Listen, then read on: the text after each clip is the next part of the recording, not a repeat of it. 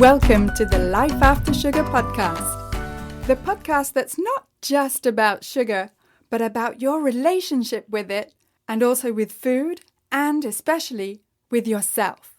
So if you want to discover your life after sugar and hear inspiring stories from all kinds of people who also cut out sugar in their way, at their pace, for their own reasons, this is the podcast for you.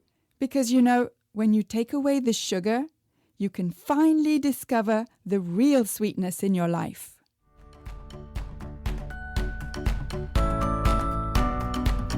I'm your host, Netta Gorman, and today's episode is a collage of different chats that we had with some of the members of the After Sugar Club, with their permission, of course, so that you get a feel for what goes on during our check-in calls. Our check-in calls happen on Zoom, and that's where we get together live so that members of the After Sugar Club membership can get all the guidance and support and accountability they need to actually implement the information inside of the After Sugar Club so that it doesn't just stay theoretical, they actually apply it one step at a time so that they can make their life after sugar a reality. We'll get to those chats in just a minute. And this week's episode is brought to you by the After Sugar Club, which is where you'll get the step-by-step guidance you need from me to help you let go of sugar and the emotional hold it has on you so that you can get to a place of freedom where you don't even need, want, or miss it anymore, so that you can break free from sugar for good. And if you're an intermittent faster, make your intermittent fasting lifestyle easy and natural. Sign up today. Go to aftersugarclub.com and click on the green button, Join the Club. And if this is your first time here, welcome. Don't forget to subscribe to this podcast so that it appears magically in your podcast player every Sunday. And if you've listened to several episodes before and you haven't yet left a review, could I ask you to scroll down, please, and rate the podcast and leave a lovely review to tell me how this podcast is helping you in your life after sugar. Has it inspired you to reduce sugar? Has it made you think about sugar a little bit differently? Let me know. I love reading your reviews. Thank you. All right, so if you're curious to know exactly what goes on during some of our check-in calls in the After Sugar Club and how the members get step-by-step guidance from me, plus encouragement and support from the other members, well, you're about to find out in this episode. Let's start with Eloisa. Then I think what happens during my eating window is that, I know that I have this, this block of time where I'll be eating and I don't want to ruin it with something terrible. I definitely, don't want to break my fast with something that's going to spike my insulin so crazy. And, coming off of a fasting period, feeling very good and proud about it, then eating something that would make me feel not proud of that, pretty important. And then as I, decide what I'm going to eat and do eat, then I feel like I am satiated better. Yeah. And I also think you mentioned this in something that I watched or read, but the tasting of the food, once you kind of are getting rid of all of the sweet things and, the processed stuff, things just taste a little more, I don't know, intense or satisfying. Yeah. And just the range of tastes that you develop or that you're more sensitive to is wider because we tend to sort of 50, 60, 70% of everything we eat is sweet, and then when that's off your palate, off your plate and off your palate, then suddenly it's like, oh my gosh, you really learn how to appreciate different types of textures, tastes, and Yeah, it's sort of, well, I always liken it to learning a language and learning a new vocabulary. Mm-hmm. You Yeah, know, that's sure. fantastic. Wonderful. I think I'm feeling better. You know, the cravings are always there, but they're not as intense as they once were. Okay. Can you put your finger on why? Why they're not as intense? Yeah. I think just because I'm not consuming it as much. And I think just reading your materials and listening to some other things, like something clicked in my head one morning and I just said, okay, you got to just do it. And I think my vice was always the sugary creamer in the coffee in the morning. Oh, well. Cold turkey and gave it up. And once I did that, that was like the beginning of the progression. And so things haven't been quite as difficult. In the evenings, I still have a craving sometimes, but I'll just eat a piece of fruit or something and then I'm okay. Wow. The less I consume, the less intense the cravings are. And although I can't say that I'm 100% sugar free, I'm probably pretty darn close to 90%. And I'm really afraid to have any of it because I don't want to go down that rabbit hole again. Yeah. Yeah. It's like at some point, the really afraid will be replaced by, I just don't want to feel like crap again. Yeah. And Yeah. then I remember feeling like, oh my God, I don't want to slide back there. And it was this fear. And then after a few weeks, well, however long it takes anyway, it's just like, oh, I just don't want to stop feeling good. Yeah, that's kind of where I'm at. It's just like I just don't, want to have a migraine. I don't, and I know that a lot of the sugar consumption was contributing to my migraines and just me feeling like overall like crap all the time. So I'm tired of it. And I'm pleasantly surprised at how quickly it can happen when you really put your mind to it. And I know it's always easier said than done. And every day is a challenge, but like I said, the fasting's really helping. And that can be a challenge once in a while, but it's not as quite as hard as I thought it would be. So you probably find, because it's a biological reaction, you'll probably find that if you're not consuming the foods that will spike your insulin, spike your blood sugar, and that make you believe that you're hungry, which is much more about blood sugar and insulin than it is about actual real hunger.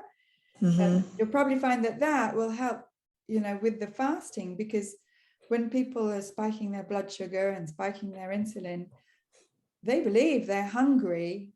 And I'm not denying the physical sensation that we have, but I'm questioning the interpretation that we make of that sensation. And I don't know what it is about us. We're like always worried about being hungry, and we're the most overfed population in the world. And yeah. and I don't know, are you feeling less hungry less often now? Yeah, I think overall, yes. There's always like a time during the fast where it'll hit me, and it's always between, these certain time zone. And I just, block it out. And then once you kind of get over that, then you're good to go for another period of time. And Wendy, I see you nodding along. Do you resonate with Eloisa? Yeah, the intermittent fasting there seems to be real synchronicity with it, doesn't it? The fasting gives a boost to not eating the sugar, and not eating the sugar helps with the fasting, doesn't it? So once you get both going, you get sort of double whammy, don't you? Yeah. I found that anyway. Yeah, it was one of the keys for me. And here's another chat with Rochelle, who's in Australia and whose birthday it was recently. And if there's ever an occasion to eat sugar, it's your birthday, right? How was your weekend? Yeah, it was really good. Yeah, I mean, I'm really surprised at how I'm going. What is the most surprising thing for you? Is even though I feel like eating sugar, that I'm not. Yes. How do you feel with your birthday? Is there that little voice saying, well, I deserve a bit of cake? Yeah. We've been having a party on the weekend, and I'm still prepped with all the bags of crap for food for the party when even though I'm going to be trying not to eat it, I've still bought it all for everyone else. Mm-hmm. Yeah. Yeah. You know, it doesn't all go away in one fell swoop, you know, just because you're with us. But you're more aware that you're doing it. Yes. Yes, I am. Yeah. We're having a fire, like a bonfire, and you can't have a bonfire with children. Like, there'll be like 15 children here. They all want marshmallows. So there's 2 bags of marshmallows. Yeah. Yeah. Oh, yeah. Mm-hmm. Yeah. And so what would happen? Let's imagine in this unicorn world, what would happen if you didn't have cake for your birthday? How would you feel? Yeah, I don't think the only people who care are the children, my children. We Everyone care, but the other way around. Yeah. My question still stands for you though. How would you feel? Yeah, I would feel fine to not have it there. I think it would be okay. And the fact of the matter is that you probably will have a cake because somebody's going to bring one or make one. Yes. And ask you to eat some. Yes. Well, yeah, exactly. Yeah. Imagine. Yeah. Yeah, it will be either the kids or my mum. That's even worse. Yeah. Mm-hmm. There's one thing worse than pressure from your kids. It's from your mum. Hi, mum. Yes.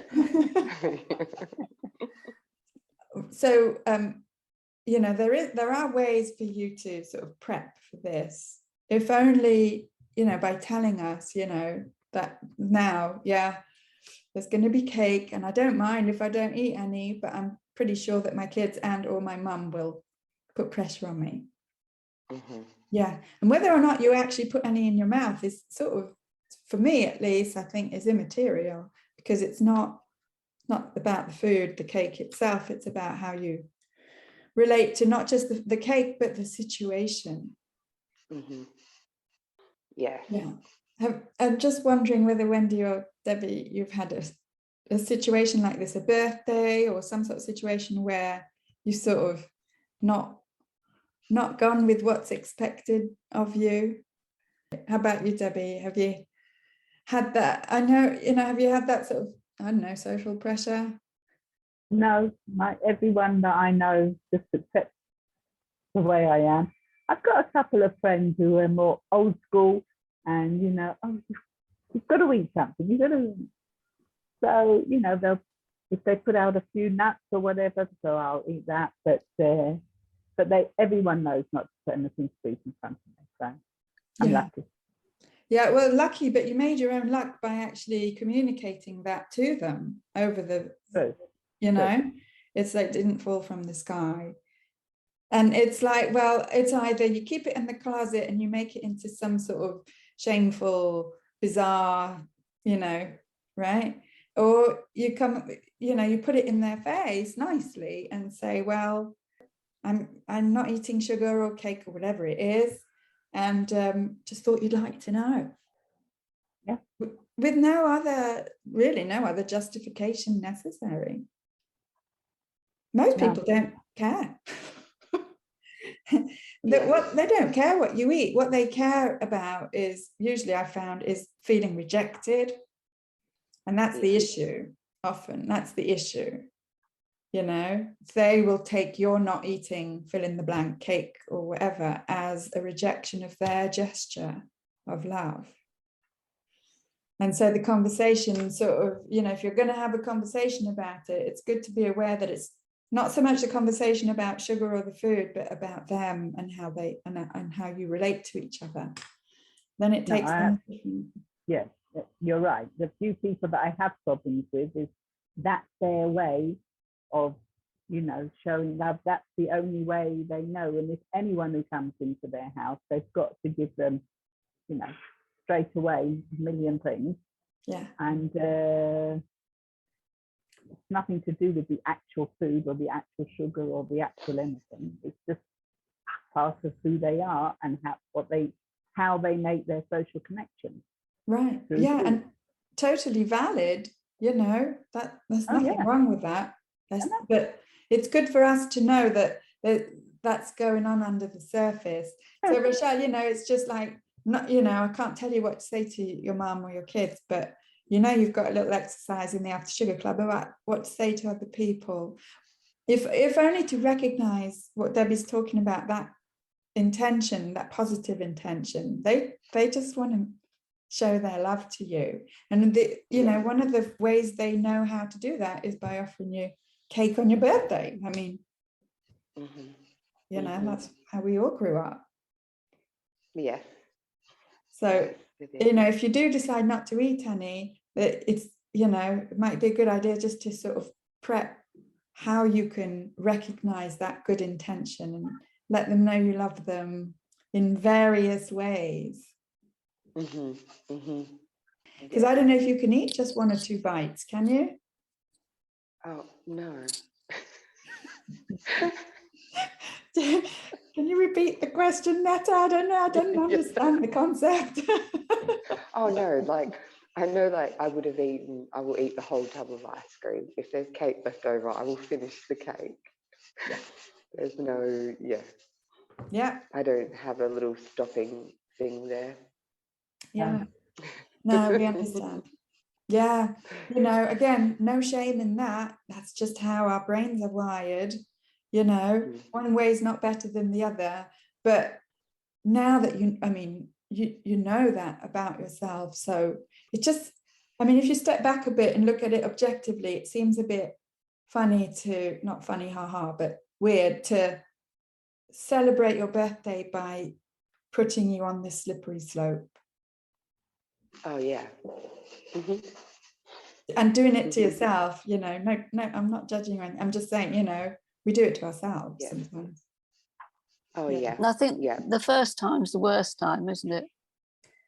Once you tell people, I mean, now, I mean, this week someone phoned up, so we've got a special do. Can you make some of your little fruit baskets, please? So they know I make non-wheat little thingies, you know. My take on a cupcake, no wheat, no dairy. It's just a little basket of fruit. And so I'm known for eating alternative stuff. Yeah. And it's like it's become you've become sought after for that. Yeah, people do. They ask me because I mean they saw people that know me for a long time. They saw me unable to walk, and you know, 74, you know, I've got more energy than people half my age. They say, how do you do it? I say, if you got long enough, I'll tell you. And when I go to do some things, you know, because most things you go to, everything is made of wheat, isn't it? There's the pastries, the biscuits, the cakes, the sandwiches. Nearly everything has got wheat in it. True. So I always, if I don't make my little tiny baskets, I'll take a big bowl of fruit with me, big, you know, and decorate. It's got little flowers on and beautiful basket all displayed with fruit. And that's what I take with me. Yeah. You do savoury stuff, don't you? Because I'm vegan. It's a bit more difficult to make savoury stuff. A bit more of a challenge. Yeah. What do you bring to do's? Like, if you have to bring your own food, what do you bring when you're invited to someone's house? I used to do my own bean sprouting. Oh, yeah. And then I'd take bean sprout salads, and I've been doing the chia seed lately, chia seed and yogurt, which isn't vegan because the yogurt's made from dairy, but because it's fermented, I tolerate it a lot more. Yeah, definitely. because the You should animal try the protein could jam. change. Yeah, I've got my rhubarb jam with fresh ginger that I made. It's lovely. That sounds awesome. It's great. Isn't it a bit tart? Not for me. I like Not for you, tart. no, yeah. It probably would make my teeth curl, I think, just rhubarb on its own. When I'm invited to places, I guess I bring either a salad. I'm not a big salad person, but I know people think I am. Oh yeah, the salads and the dips, yeah. I remember Yeah. we had sort of the cucumber sticks and the celery sticks and the Right, hummus in the middle. Yeah. Or I bring a whole bunch of different cheeses. And pâtés as well. I sort of don't freak out too much if they've got a bit of wheat crumbs and stuff. I'm like, I'm not going to freak out about that. No. But sometimes you can get better quality pâtés that don't have those byproducts, as it were. Yeah, the fillers. Yeah. So that's what I'll bring, knowing that I don't need to bring sweet stuff because there's plenty of other people doing that for me. Yeah. Although I used to. Crikey, yeah. Well, how about you, Debbie? Is there anything that you like to bring along when you've got a do? Yeah, it's quite easy actually, because there's usually some dips and there's always vegetables around. And also I have no problem with meat, so there's always the meat. So I just don't put it in the freezer, or I don't put it in. It's not a problem. I don't find eating out at zoos or restaurants a problem at all. Okay. But I'm lucky. I mean, Wendy, I can't imagine it, because you can't eat the animal protein. That's pretty tough. I mean, I eat lots of beans and lentils. But good, yeah. So I just find that you're so aware now of, what your surroundings, the environment, your behavior in that sort of environment, that self-sabotaging, all those little self-sabotaging thoughts. I deserve it. It's a special occasion. It's all true. You just don't necessarily have to translate it into eating the cake or whatever. I just want to take a quick break to tell you about the sponsor of this podcast, Medicine with Heart, which is an international functional medicine clinic specializing in difficult chronic cases of hormone imbalance, Lyme disease, mold illness, and digestive dysfunction. You can sign up for a consultation with their team to see if they can help reverse your disease. Find out more about them at medicinewithheart.com. Yeah, I've been finding that part quite surprising, is being aware of, just being aware of how you're feeling. And then, like you're saying, even if I do eat something sweet, I'm aware of what I've done, and I think the fallout has not been as bad every time, as I normally would have let it. I normally would have been like, oh, well, you've had one bite now, you've ruined it.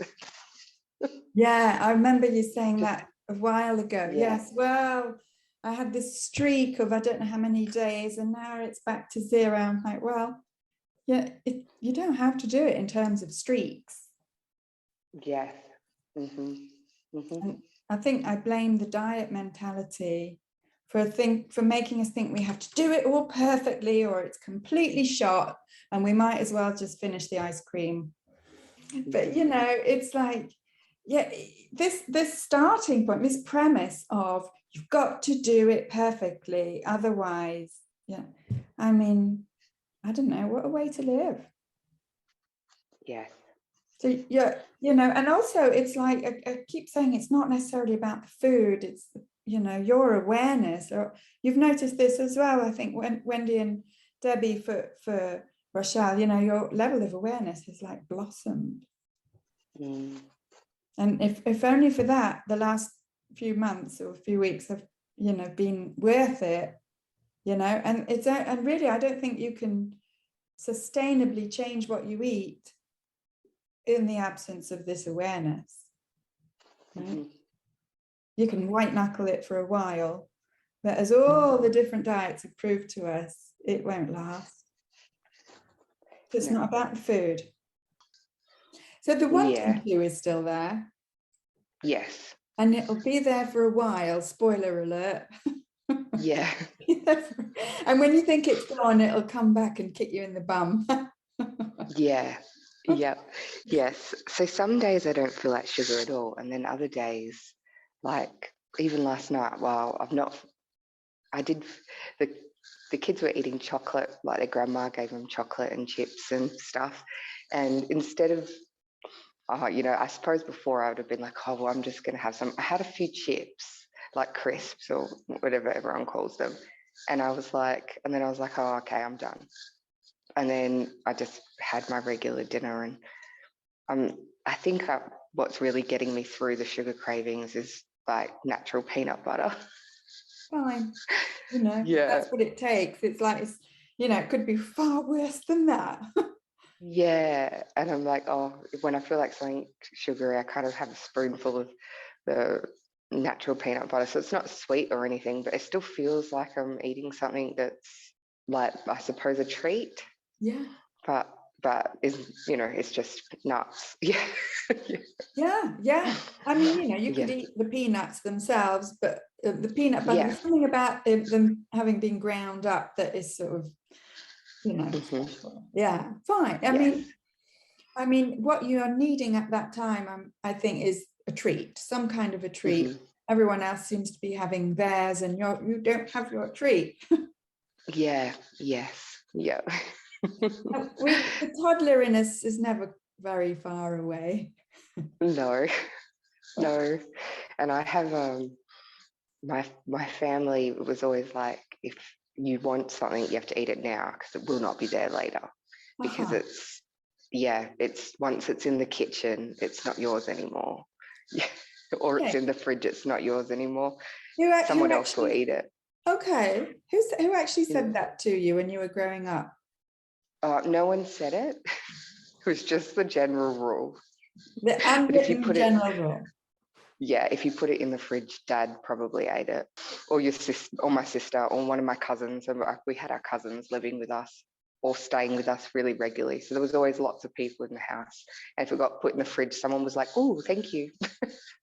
Got it. So if you don't eat it right now, someone else will. So get it down there. Yeah. Yeah. It's funny, isn't it? What we grow up with is like becomes reality. Yeah. Yeah. Especially when you've got a big family, loads of people in the house. Yeah. Yeah.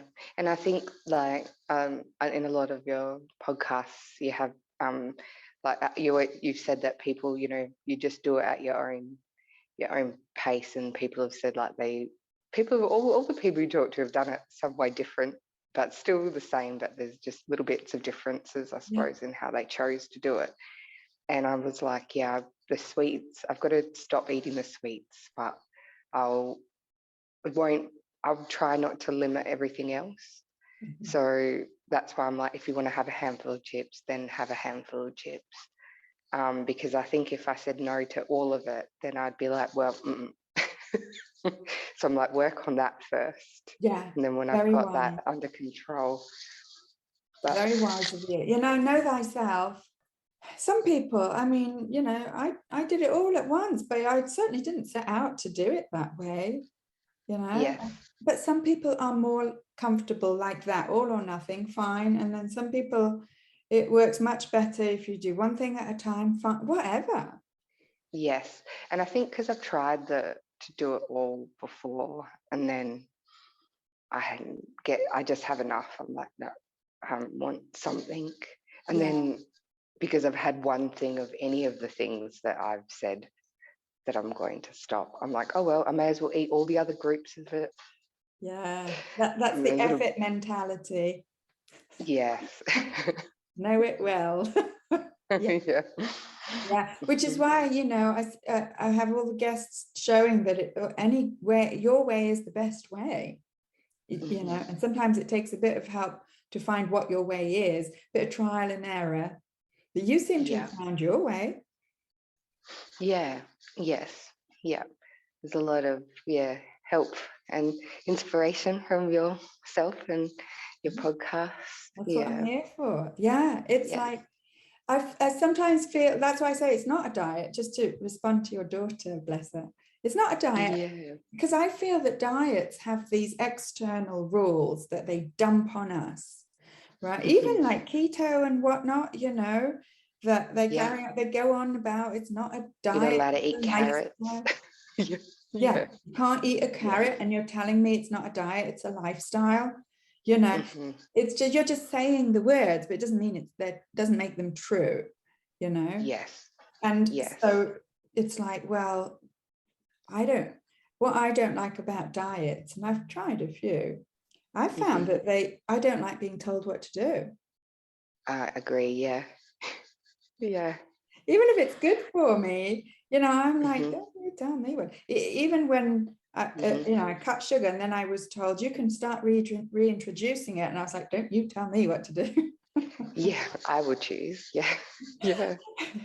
Yes, I'm in charge. Yeah, a real control freak. But it's like, well, I think that, you know, you found that concentrating on the sweet things now is what you need to do.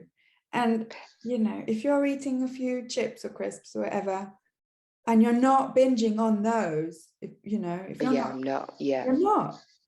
I do. I can't stop with the chips until the bag is empty. Yes. You know? Yes. Well, I'm aware of, I do that too. So I'm aware. I'm kind of just, if I eat the chips, I was like, when I've eaten the chips, it's been like in a group of other people. So it's not like I've had the whole bag to myself. And you've got to share them. Yeah, got to share it around. Yeah. But it's exactly what you're saying. I think the only reason at the moment I'm feeling like I'm able to do this, it's not feeling so hard for me, is because I feel like I don't have any rules. I'm just going like, I'm just not eating that for now. Those things I'm not eating for now, but everything else is still fine. So there's, yeah. That it's a little, just a trick of the it's a psychological thing, because that's what Jen Stephen talks about in Delay Don't Deny. You know, you're just delaying, and I've been delaying sugar. It's just been 7 years. You know? Yeah, exactly. The minute I want some, I'll have some. Yeah. You know, and know yourself enough to know, look, there is no middle ground with the sugary stuff. You've proven to yourself over and over. Yeah. That you binge on sugar. If you don't want to binge, I know it's easy enough to say, but easier said than done. But actually, no, it's not actually that easier said than done, because it's like you've done it enough times for now to say, I know what's coming next. Yeah. Yeah. Yeah. And you try to diet, and you try to do all the things that people tell you to do to lose weight or to stop eating these things. And for however many years, I don't know, been dieting since I was a teenager. It's never worked for very long. Yeah, because it doesn't work. I mean, it's not you. It just doesn't work.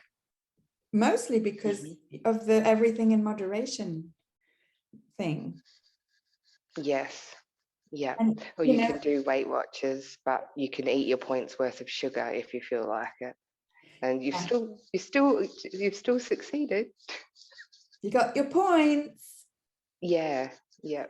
I remember doing Weight Watchers and going by the points, and at one stage thinking, I am developing an unhealthy relationship with my food because of this whole point system. I didn't have an unhealthy relationship until I started Weight Watchers, for God's sake. Yeah, and I like on your internet page, like in the After Sugar Club page, like the little wins, like the quick wins and things like that, to feel like you have learned something, you have done something. Yeah, definitely. And I'll be putting, I think it's Friday, sometimes, I add new stuff every now and again. I'll be putting a new exercise that I've developed about changing your beliefs about sugar. Because we grew up, and I'm having you write down, what does sugar mean for you? ever since you were a child, and you can do this also with your own children if you want, sugar means happiness, it means celebration, it means comfort, it means mummy loves me, and all these things that we believe to be true. And then getting to a place where you actually change your belief, that is one of the most difficult things to do. Yes. Because it can feel like a loss, because I'm sure that you're not unhappy, or I'm sure you're happy to lose the bad effects of sugar. And if it was only that, you wouldn't need me, or Yes, exactly. But like you've said before, it's the grief. It feels like grief, doesn't it? Yes, it's the giving up what it means to you. Totally valid, We grew up all our lives with all of these meanings that are associated with sugar. And I think this exercise, have you done any of the other exercises or anything else in there? I've had a look. I'm doing the Hack Your Brain course. Yeah. So I just keep kind of looking around and watching the videos and looking at the paperwork that you put with all of them, the exercises and stuff. Yeah. But to stop you from getting overwhelmed, I'm like, just concentrate on one thing at a time. I was having a look at the different things, like even if I just bought what to look for if you're going to buy the sauerkraut in the store and stuff like that. And I thought, okay, I could maybe look at doing that then. Like the consumer's guide to shop bought sauerkraut, and there's another one for the yogurts as well. I mean, I can tell you it takes 10 seconds to make, but it seems like a mountain when you've never made it before. Yes. Yeah. All right, smashing. Anything else I can help you with today? I think that I'm doing okay at the moment. You are. Any homework? Yeah. Do you want me to? It's so funny because, like, when I tell my students, my college students, no homework this week, they're all like, woohoo. And then when I tell you, and you're like, can I have homework, please? Yeah. All right. Is there something you'd like me to look at? Yeah. When I put the new exercise in the deep dive section, I want you to do it. Yeah. Okay. Yeah, that's your homework.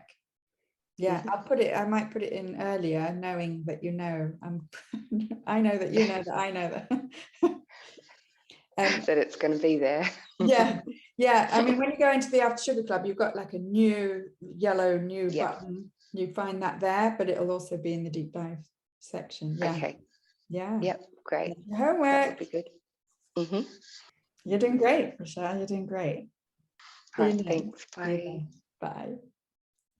I hope you enjoyed this podcast episode, and I hope you enjoyed getting a peek inside our check-in calls to get a feel for how we relate, how we support each other, encourage each other, make each other think, and really create this feeling of being like a family together, a family that cares about each other and wants what's best for everyone in the group. The check-in calls inside of the After Sugar Club are not coaching calls per se, because, as you probably know, I'm not a coach, I'm a teacher. And my 30 years of experience teaching college-level kids means that I'm able to really understand different ways of learning, different ways of absorbing information, which means that the resources that I create for the After Sugar Club correspond to all types of learning styles, for those who are more visual, for those who prefer the written word, for those who need to write things down, and for those who need to talk things through. Not everyone has the same needs, and that's just fine. And also, different members of the After Sugar Club come in at different points of their journey.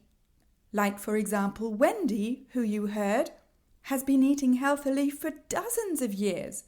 And although she's comfortable with her vegan lifestyle, she was finding that sugar was like the last frontier for her.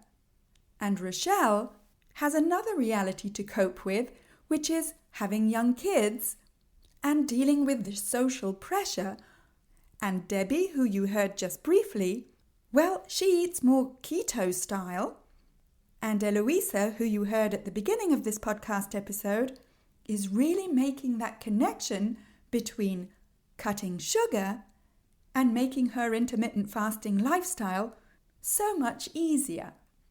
So I hope that by listening to this podcast episode, you feel a little bit like you're attending one of our check-in calls in the After Sugar Club.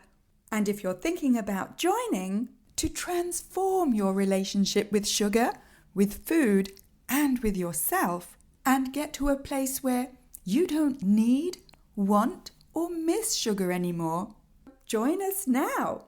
Go to aftersugarclub.com and click on the green button, Join the Club. And you can get more free resources and tips on the Life After Sugar YouTube channel, the Life After Sugar Facebook page, and come and subscribe to my Instagram account at My Life After Sugar. That's where I post pictures of what I eat, what I do, sometimes some inspiring quotes, or sometimes just pictures of our cat, so that you can see that it's totally possible to live a fun and active life even if you don't eat sugar. And if this podcast is inspiring you to take one more step towards your life after sugar, then could I ask you to please scroll down and leave the podcast a lovely 5-star rating and leave a short review to let me know how this podcast is inspiring you to break free from sugar your way and find the real sweetness in life. Thank you for listening.